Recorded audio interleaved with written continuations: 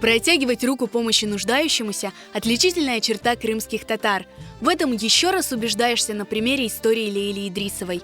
Не так давно у нее, учительницы Булганакской национальной школы, выявили рак. По мнению врачей, спасти жизнь женщины может только дорогостоящее лечение за границей. Чтобы помочь в этом Лейле Ханым и ее семье, крымско-татарские артисты организовали масштабный благотворительный концерт. Именитые исполнители Сервер Какура, Афизе Касарай, Риана Таркова, Марлен Ситаров, Джан Риан Крым-Кызы порадовали зрителей полюбившимися песнями.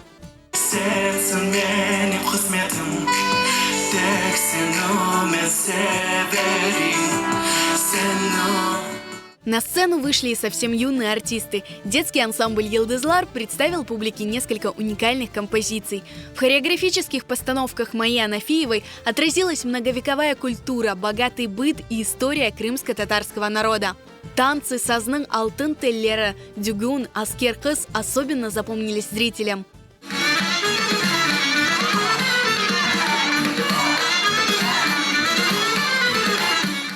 Концерт, который длился несколько часов, прошел как на одном дыхании.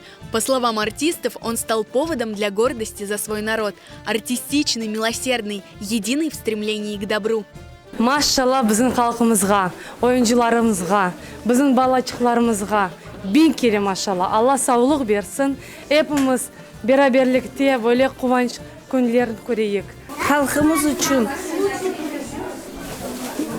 pek memnunum men halkımızın витампервер olduğuna до глубины души растрогаемся. Мы с удовольствием ходим на концерт и очень рады помочь всем людям, которые нуждаются. Allah'dan olsun hepimiz sağ olayız. Pek yaxşı oldu, pek güzel, yaxşı, ballar yaxşı zanimet ettiler, iştirak ettiler, pek yaxşı oldu. Bu şeyleri alıp barğanımız için pek yaxşı ballar.